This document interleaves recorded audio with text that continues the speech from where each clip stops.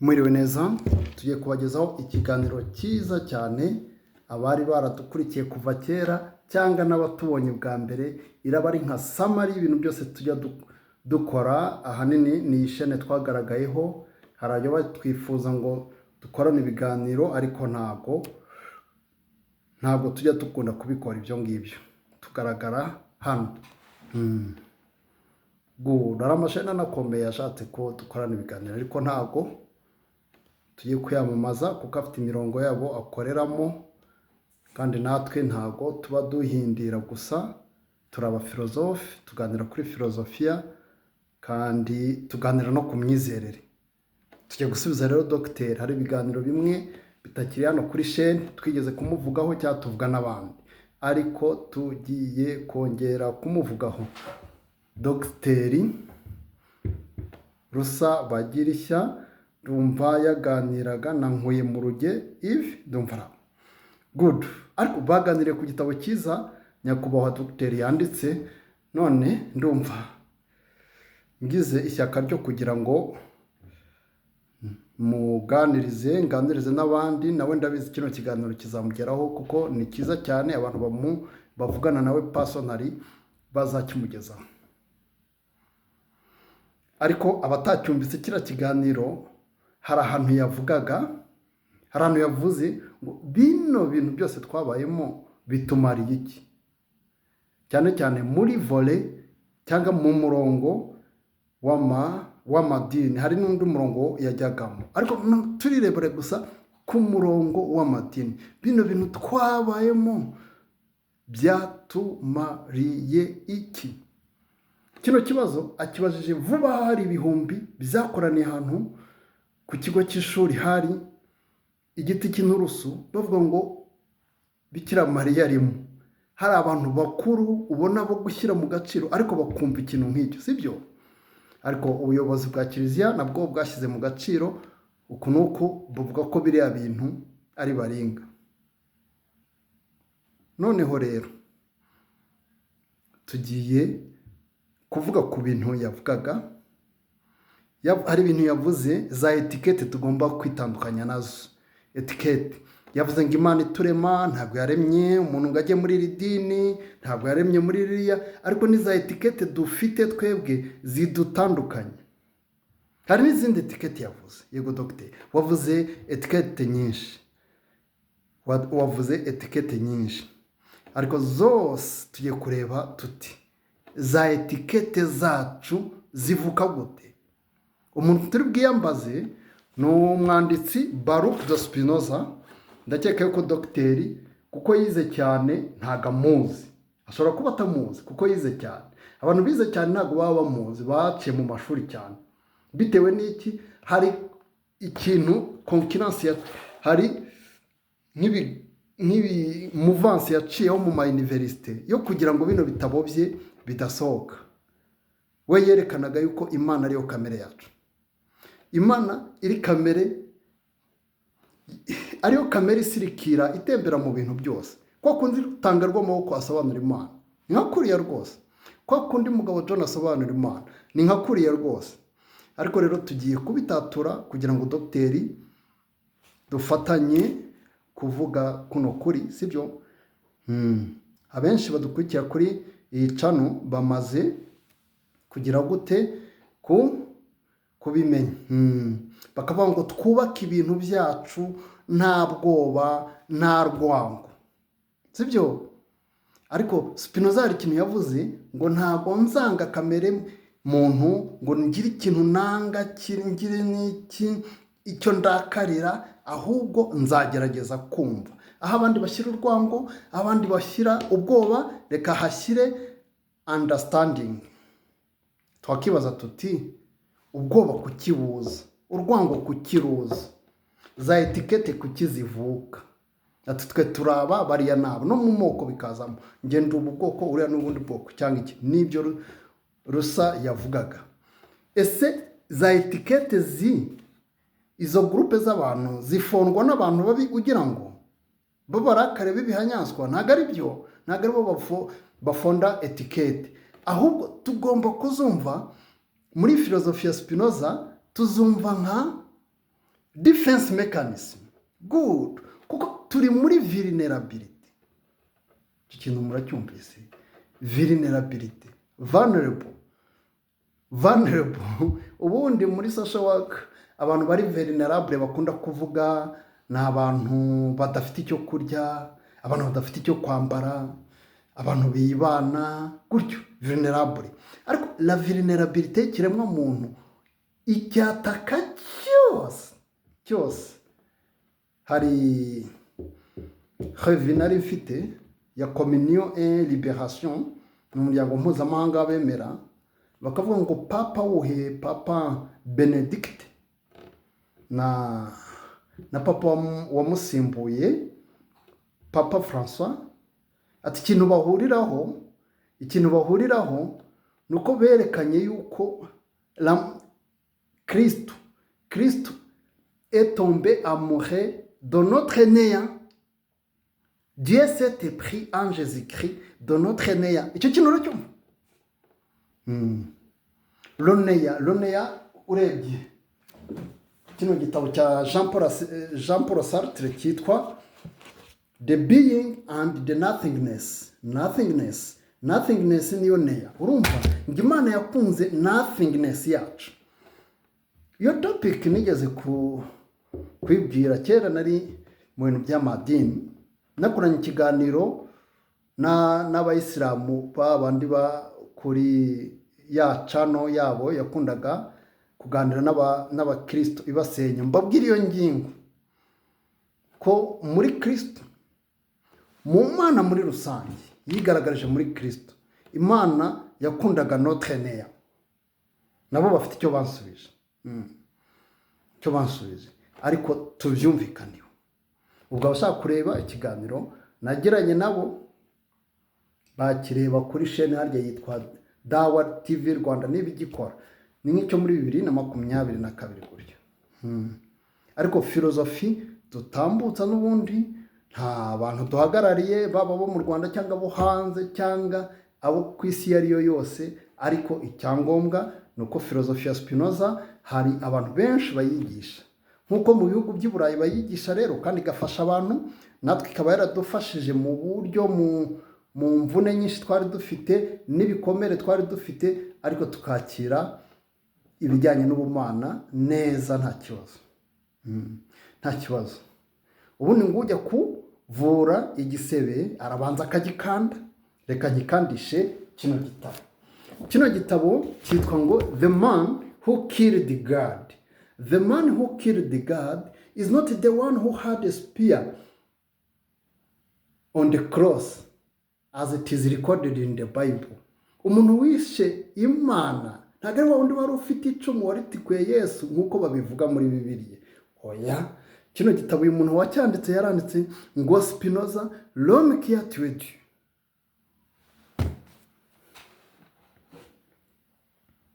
Abasema bajya bavuga ariko sundi Imana ishobora gupfa, ibintu nk'ibyo.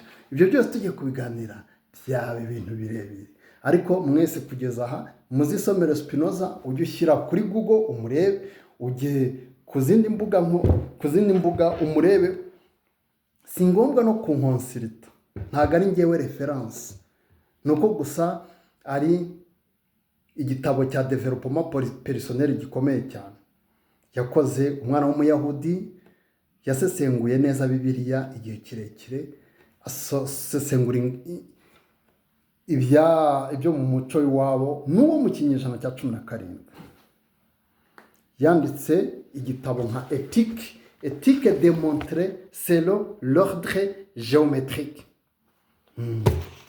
Urumva kimeze nk'imibare, zikirimo amaproposition, ama-axiome, ama-corollaire gutyo, ku buryo utabihakana. Kubihakana ni nk'uko kuvuga ngo wowe ufite inyinya, ubwo rero ntabwo tukwemera.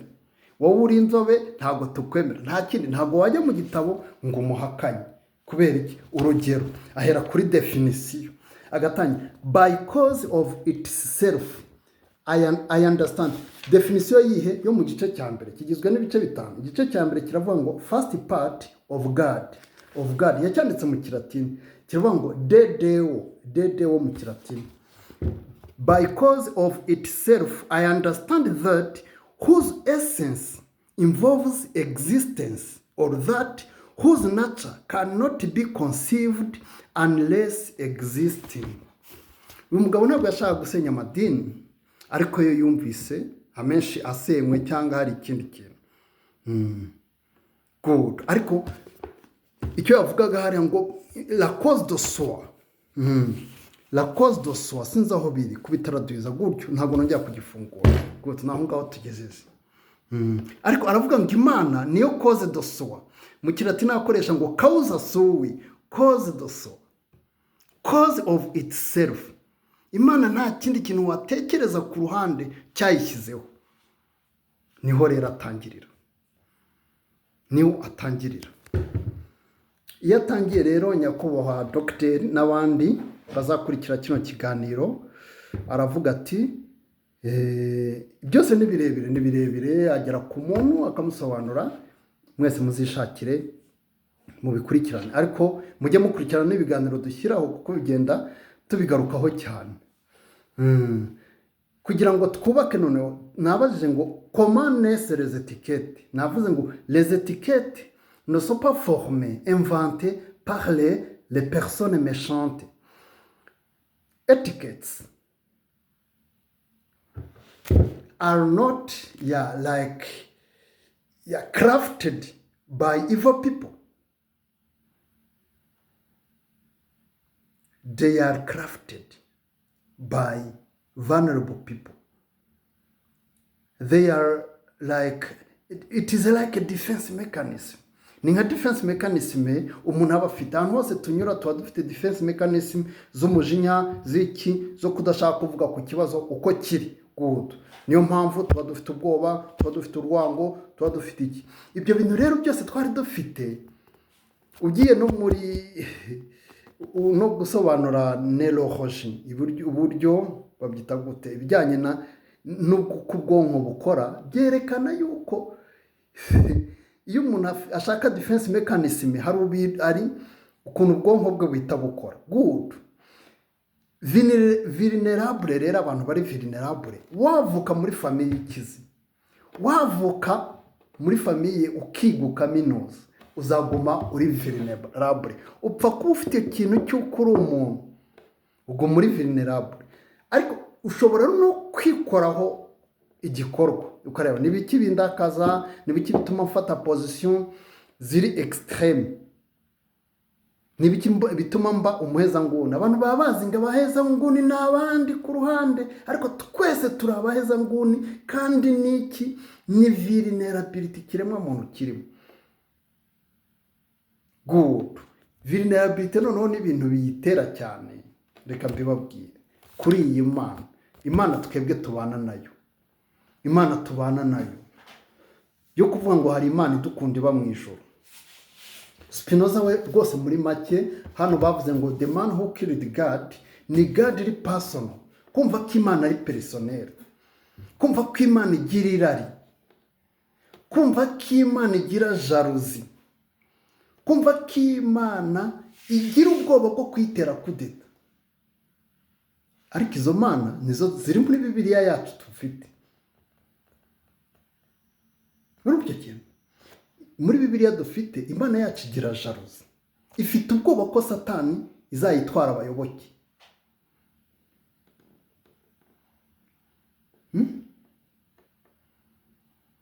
Iravuga ibwira ba Mose n'abandi nkuko Bibiliya ibivuga, kavuga ati ngo nzabanza nkureho urwishingikirizo rwanyu. Murumva icyo kintu? Ibyo bintu byose bimeze gute? Ngari wo mugati ibintu nk'ibyo ikaguteza inzara ikagira gute, ikakubabaza kugira irebe kuyizera ibintu nk'ibyo. En fait, aussi longtemps que tugitekereza yuko Imana ari personnel. Personnel no kuvuga n'ibindi byose byaziraho kuri la personne. La personne peut aimer, la personne peut planifier ibintu nk'ibyo. Iyo kirimo kuvuga ngo Imana iragukunda iba mu ijuru, ariko nturimo kurya, wabuze icyo wambara, abana bawe babuze uko bajya mu ishuri, kandi uzi akamaro k'ishuri, watakaje akazi, abantu bakwanze, kandi Imana iragukunda. iyo Imana uvuga ko igukunda kandi nibyo biriho, byongera iki? La culpabilité. Ati ukumva ko hari ikintu utayitunganyirijeho. Niho handi abanditsi bacu bamwe babonye ibyo twaciyemo muri 1994 jenoside yakorewe abatutsi. Hamwe hari uwanditse kandi tuziranye ngo wari uri hehe. Amazina yanjye muyazi, mwamenya umuntu wanditse igitabo kimeze gutyo. Ndamusuhuje. Mana wari uri hehe. Umupadiri. Ndamusuhuje. Nawe kino kiganiro nikimugeraho azaraba bino biganiro nkora. Mana wari uri he. Arayiyadresingaho nk'aho ari Imana personnel. Imana personnel ishobora kugufasha de façon provisoire. Ntabwo iriho iri provisoire, iriho mu by'ukuri. Ariko uko wishyiramo Imana iri personnel, Imana ni rurema, Imana ifitiye umugambi, Imana irankunda. Ibyo bintu bisa nkaho bigufashije, ariko biguhisha mu kintu cy'ikirangiti, wahura na realite yo itarabiciyemo. La nature yo ntabwo ibyo bireba. Ikirunga nikiruka uri hafi aho utabimenye, senses zawe zitabimenye, inyamaswa zindi zikabimenya zikigendera, we ntuzirebereho ngo ugende. Ikirunga kikaza kuruka kikagukubita. Niba upfiriyemo, niba ukomeretse, ntabwo nature iza kubihombye. Kandi nature, murumva icyo Spinoza avuga muri kino gitabo cye, ya indi causa sui nicyo bita causa sui. Hari aho avuga ngo Deus sive natura, God or nature, Dieu ou nature. Urumva? Dieu ou nature. Wowe ugasigarana ikintu kitarimo kukurinda, usigarana Imana itakurinda kandi uvuga ko igukunda. Ni ukuvuga, ariko ibyo bintu ntabwo biterwa n'ubucucu.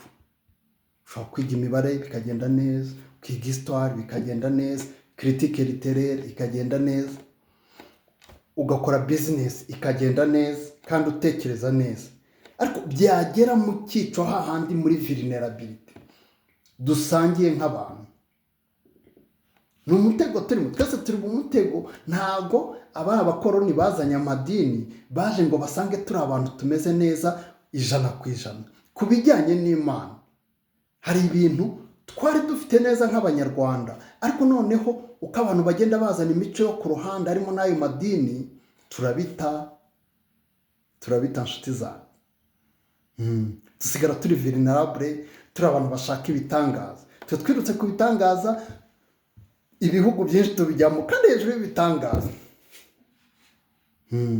Hejuru y'ibitangaza n'ibintu baduhanuriye byagiye bisohora. Twe tukaba tuzi ngo turimo kuvugana n'Imana.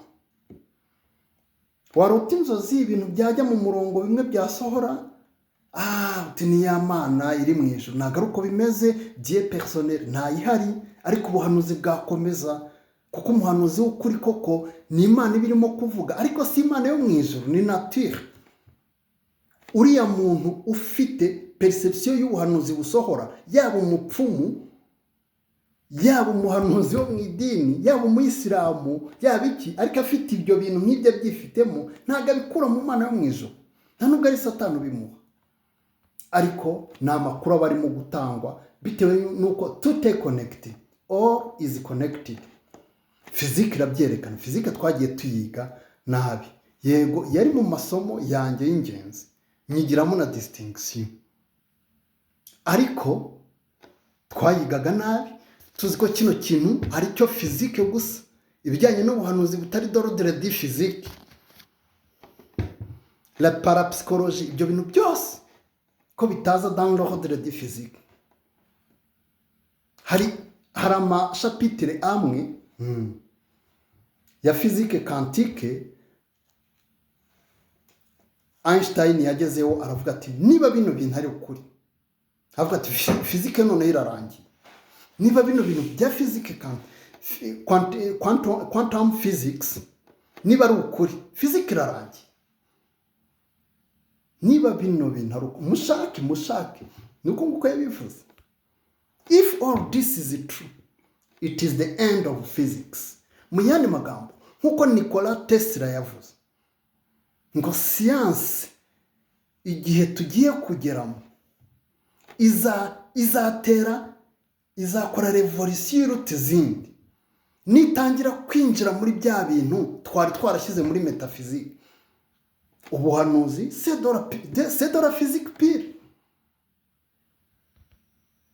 Ariko twe tuzi ko la réalité matérielle ibintu nk'ibyo, ati biriya ni physique, ibindi ni metaphysique. Metaphysique, bavuga metaphysique, ayo magambo ya mbere metaphysique, abize filozofi barabizi, byagiye bihindura isura nyuma. Metaphysique ngo ni nk'uko bavuga ngo iby'umwuka muri filozofi, ntabwo ariko bimeze. Metaphysique kuko Aristote yari yaranditse igitabo cya physics cyangwa cya physique. Hari ibindi bintu treating aho the being l'être, the being I treating aho izo fragma zose bazishyize hamwe kuko zari zije inyuma ya physique, avuga metaphysique nta no bihuriye n'ibintu bidafatika cyangwa bifatika. Ariko dusoje kandi tushimira dogiteri ku nkuru z'aba yatanze, ariko we don't need a next book to change. You have told us enough things. Even before you, people have said the things. Ariko why do we not change? Pourquoi nous ne changeons pas alors que nous avons tout ce qu'il nous faut? Tugenda ku ruhande rutari rwo, tureba ibibazo gusa, ariko icyabiteye tukireba nabi, tutaramenya vulnerability yatumye twumva ko dufite Imana idukunda ngo bitume dutuza.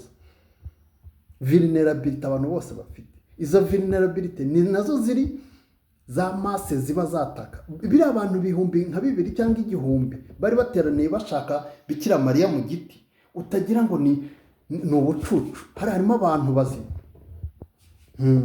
ariko nubwo bari bazimu, so toujours vulnerable. Hari ibibazo ubura icyo usubiza,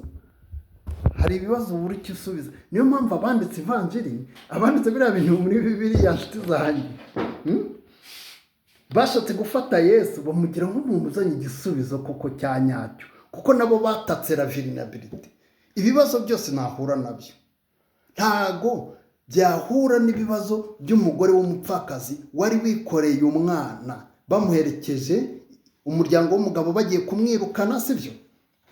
Bagiye kumwirukana umwana kuko yari yapfuye, ari wo wari umubesheje muri uwo muryango. Iyo mbivuze mpita mpinduka kuko mba mfite agahinda nihuza nako, kandi nkumva agahinda kuri ya mugore. Ariko kiriya kintu ntago ari historique, ariko c'est transcripturel kuko kirafata kuri vulnerabilité zacu. Nitugisomerwa tuzumva vulnerabilité zacu, tujye twiyumvamo ibintu nk'ibyo. Yesu kuri w'amateka tumute. Yesu w'amateka tumute, warwanyaga abakoresha Imana mu nyungu zabo, tumute. Kandi n'uwo Yesu ukuri wawundi wirukanaga abantu mu nsengero, dusigarane Yesu ukora ibitangaza, abantu bamwirukeho mu misozi. Twagiye za Kanyarira, dukora ingendo z'amaguru, turara tutariye, turahanurirwa, tuzi ngo Yesu niwe uzadutabara. Ariko ni Yesu inventé, ni Yesu inventé. Abize théologie de la libération turayizi kuko nayo twarayizi.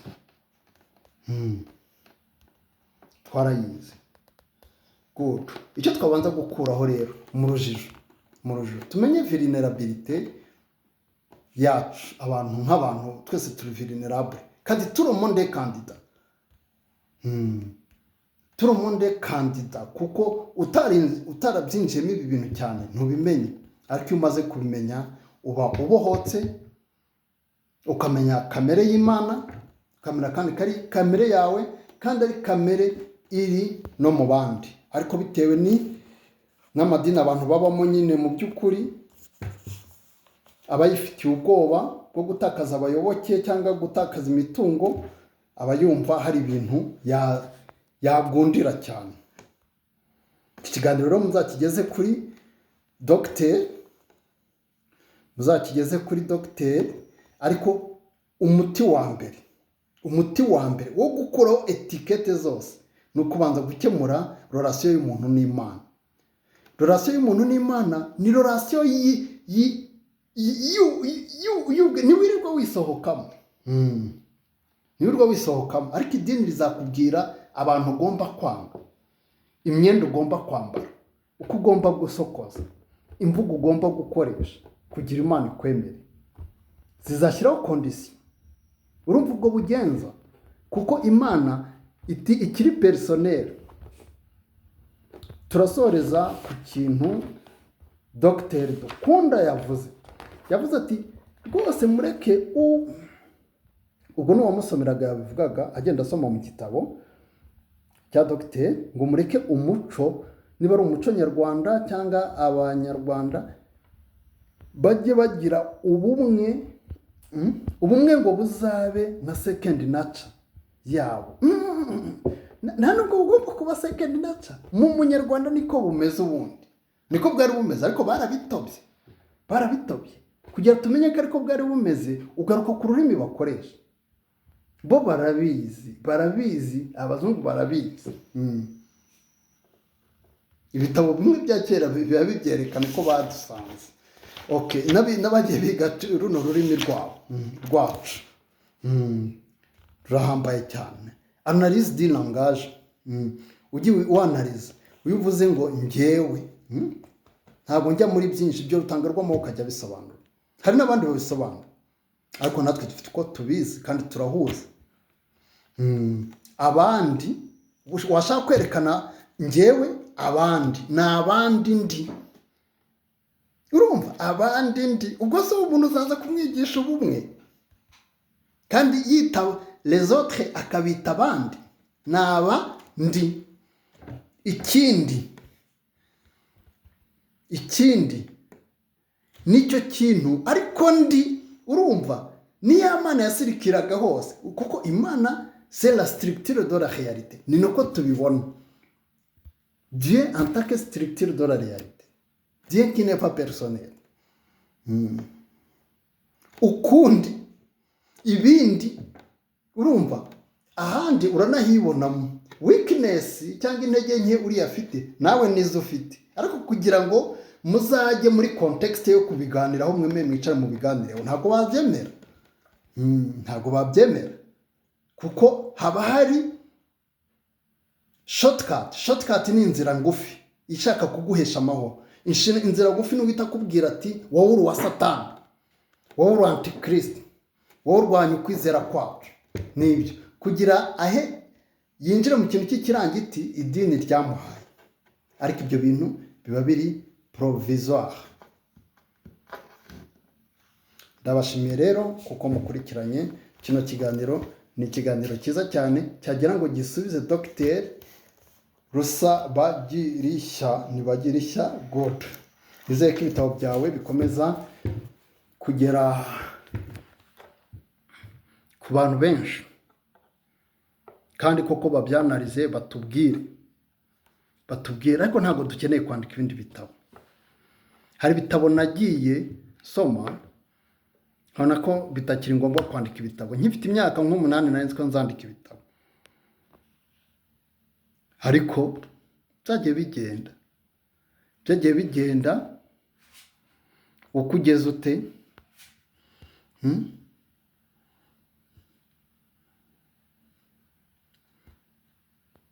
Uko uhuye n'ibitabo. Hari ibitabo reka tube turetse. Nanjye kubaha igitabo kimwe cya Kafka, ariko ntabwo twari bukivugeho. Cya Kafka cyitwa The Castle, niyo mfite hano, ariko hari n'ibindi wenda nagiye ngira ahandi. Ariko ahantu tugenda tuba hose tuhasiga ibitabo byacu. Inshuti zacu tuzitiza ibitabo byacu. Ariko Kafka arandi yavuze atari no muri icyo gitabo. Ubwo n'ahandi mpise mpibuka aho yavuze ko ni umugabo mwiza cyane Kafka, yanditse mu Kidage. Ariko hari aho yavuze ati nushaka kumenya ukuri uzafunga inzu ku kintu icyo ari cyo cyose. Urumva, ntiwiri gusohoka wibagirwa izindi bizinesi zose, ukuri uzakumva aho ngaho uri, uzahita ukubona ku bintu hafi ya byose. Mu yandi magambo ni nk'aho yarimo kwihuza na filozofiya y'uyu mugabo tuba turimo kuvuga Spinoza, avuga kuri level ya gatatu ya knowledge umenyeraho ibintu. Level ya knowledge ya gatatu isumba etikete zose, kuko ni intuition ayifata nk'aho ari level iruta iki, iruta scientific inquiry, kuko scientific inquiry nayo izamo bias. Namwe murabizi, aba scientific mwese murabizi, muri scientific inquiry naho hazamo bias. Ariko intuition ni ukuvuga kumenya ku rwego rwa gatatu, ni naho abahanuzi bakorera, bo bakibwira ko ibintu byabo birimo kuva mu ijuru. Urugero, ahantu hari abahanuzi bandi bazi gusenga n'iki byose, cyangwa hari umupfumu, si we wenyine. Ibyo bapfumu n'abahanuzi biba mu bantu bose. Iyo umaze kwiga fiziki usanga baratwita abahanuzi, ce sont des physiciens qui s'ignorent. N'abahakana ubupfumu n'ubuhanuzi, ce sont des prophètes qui s'ignorent. Ce sont des maîtres en divination qui s'ignorent, kuko batazi fiziki, ariko atari fiziki traditionnelle. Urumva, akavuga ati noneho sinze niba ariho twa tugeze, ati wowe, ati nushaka kumenya ukuri ikingirane mu nzu, were kwirirwa mbese wirinze izo influence zindi zose. Uwo ni Kafka. Ahandi rero hari igitabo, hari letter nigeze soma, yavuga ngo el libro como un puñetazo. Urumva, a book like a nice. Urumva, ngo igitabo kimeze nk'intorezo, ngo igitabo udeservinga gusoma niki. Ni lettre Kafka yari yarandikiye inshuti. Tugiye kubasomera igitabo, ni short story yitwa The Metamorphosis. Muzayirebe n'ibirimo, ariko ndumvirimo Metamorphosis. Ariko yaravuze ngo igitabo ukeneye gusoma, ngo ni igitabo kimeze nk'aho ari punyetazo, nk'intorezo bagukubise ku gakanu, ngo kuko ubuzima tubamo tuba twibereye mu kigari, ugahora mu kigari ukamera nk'idebe nyine. Ikije cyose uremera, iki uba kubwiye kwanga ukamwanga, nawe ubonye ushaka umwinga, nibyo ngibyo mu kigari. Ushatse gukunda ugahita umukunda, ushatse kwanga ugahita umwanga, ibintu nk'ibyo. Gushyigikira nibyo. Atari ko ngigitabo ukwiye gusoma ni kimeze nk'intore zikubita ku gikanu cyawe, kirimo nk'ikintu cya barafu kigahita gicika, none ugatangira kwitekerezaho. Ngo igitabo ngo ni cya kindi usoma, ngo ugasigara umeze nk'umuntu watakaye mu ishyamba wenyine, nta nzira ubona, nta n'inyamaswa wabonyemo, ariko mu ishyamba ry'inzitane ruwe y'abantu bose. Ngo ni igitabo usoma ukamera nk'aho wapfushije inshuti yawe. Icyo gitabo ngicyaha, iyo umaze kugisoma ubona le livre de la joie, le livre de la joie, kuko urimenya ukamenya Imana, ukamenya ko idakeneye kwiyoboka, ukamenya ko uri part of God. God has the bigger reality that encompasses, that overlaps everything. Murakoze rero.